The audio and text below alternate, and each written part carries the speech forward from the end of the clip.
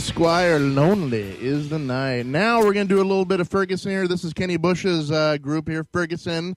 First one is called A Redneck Anthem, and then we'll have Kenny Bush and Shawn Swartzlender in the top.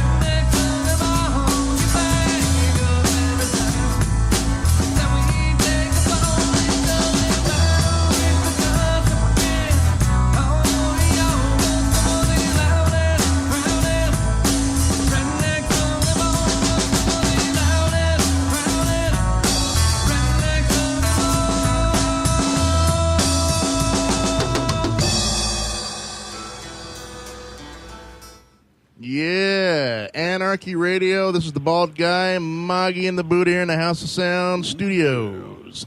That was Ferguson. Redneck Anthem. You betcha. Right. And we have with us on the phone tonight an exclusive interview about what I think needs to be shared a lot more than it has been up to this point. Oh, absolutely. It was in the news in the beginning of the month here.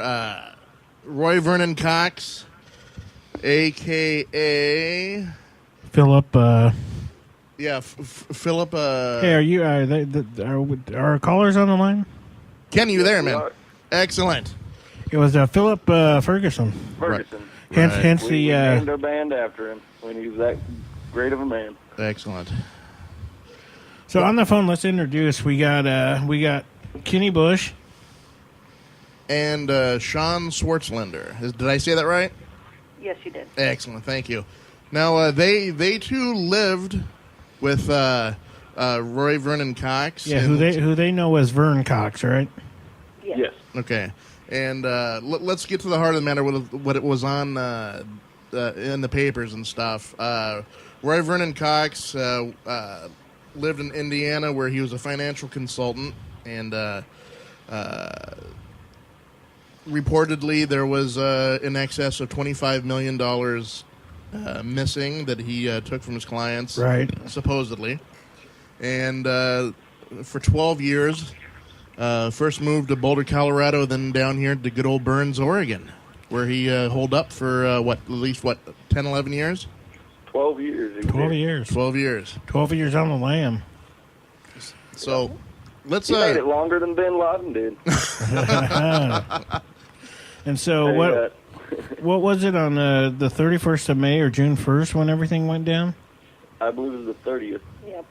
Right. So the 30th of May, you guys are just having a day like any other, not knowing anything at this point about Vernon's past. And the Harney County Sheriff and the FBI to pay a little visit. Yep. And I think that's a good place to let you guys kind of talk about what went on down there that morning. Well, we were out in the corrals just cleaning it up. We were getting ready to do some branding, and anyways, he was getting ready to take the tractor around, through a gate and around the field, and all of a sudden he's, Kenny, jump in the tractor, pull the tractor around.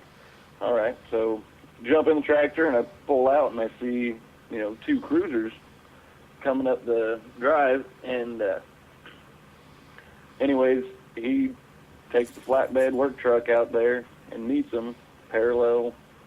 He's out in the field side. They're on the road, and he meets them parallel, and, there's just a fence and, about 5 feet in between them. And I jump out and open up the gate and jump back in the tractor, and I'm watching this all go down, and all of a sudden, police officers are out, guns drawn, and at this point in time, I'm in the tractor. Hell, I didn't think any shots were being fired. I couldn't hear anything. And anyways, all of a sudden, he speeds off, goes through this ditch where there's water, and goes about 100, 150 yards and stops. And cop jumps out, throws open the gate, hauls ass over to his truck, swings open the door, guns drawn, and I see this, and I'm like, well, what the hell? They're arresting him. So, I finish taking the tractor around, and I go jump on my dirt bike and haul ass out there. And anyways, I get stopped, before I get to the truck, and, they tell me, like, where's Vern? What's going on? And they say, oh, well,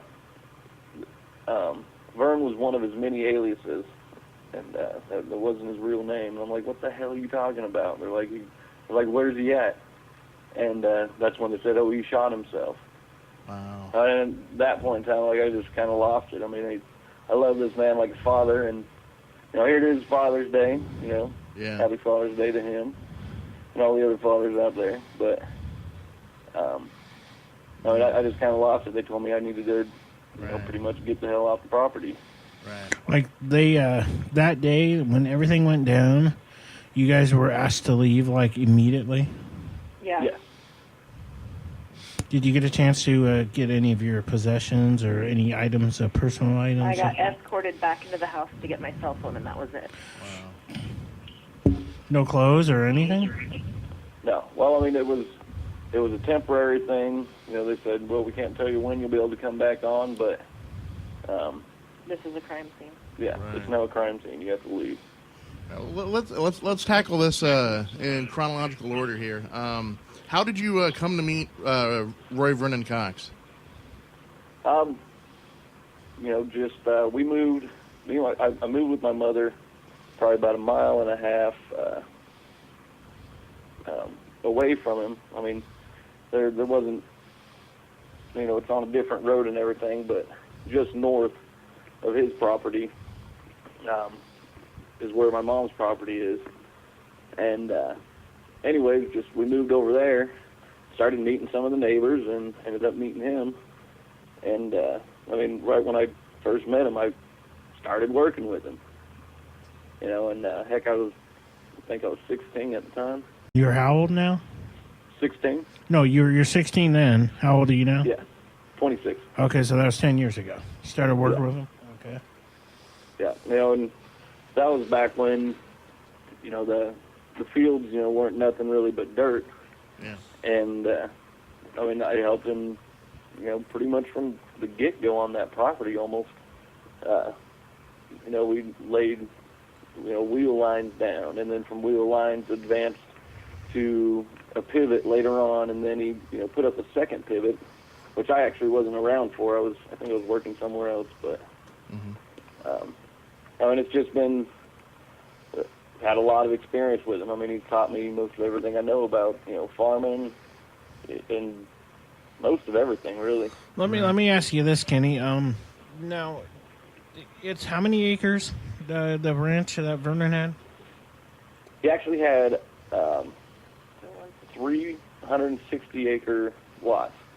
Wow. And see, they're only saying he had one lot out there. Now, and he bought this, at least previous to 10 years ago.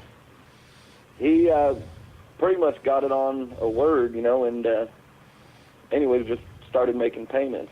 Oh, so he didn't pay cash for the property or the trailer? No, not like right up front. He didn't show up really with any money. Now, he didn't seem to you guys to be the kind of guy that was hiding something, the kind of guy that had money. You had no inclination about his past or that he might be suspicious? No.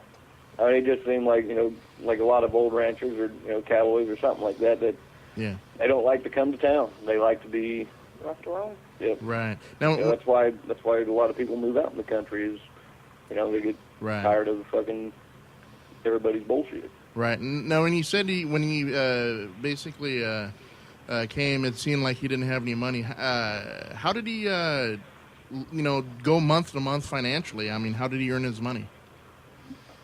Farming. He sold hay. He raised probably, some of the best alfalfa I've ever seen. Right. So it was very much a working farm then. He was, yes. Okay. And he was, he didn't sleep much, and that was to his advantage. When it comes to farming, there's not a whole lot of time for sleep. It's just a lot of work. Hey, let me ask you that. He busted his ass and poured himself into this land. Let me ask you this: what was his daily routine? Did he seem to be fond of a strict daily routine where he liked things to go the same way every day with no surprises? Well, a lot of times, I usually get up to the house about 6 or 7 in the morning, and he's already up. He usually wakes up about 5, unless he drank the night before, and then it was about 8 o'clock.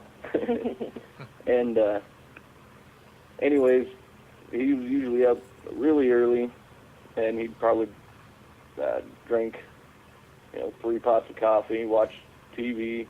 The news. Yeah, lots of news. So he did watch. So he did watch news programs. Yes. Interesting. Did watch news programs. He watched, cattle markets and stuff like that, and and usually about 7:30. It was time to go to work. Right. Come in for lunch, and probably a little bit more coffee. All depends on how he's feeling. Might mix him with one of his homemade what are the drinks called? Kolulas. Kahlua, right on. No. And go back out and work the rest of the day. So was he comfortable with like institutions like banks or doctors and stuff? No. He. Bank's a 4-letter word. That's what he always told us. So he didn't have bank accounts? How did he manage a running on a working farm with no bank accounts? He had people write checks into other people's names, Okay. and would either have them cash it for him or put it in an account or something like that. And he pretty much used other people's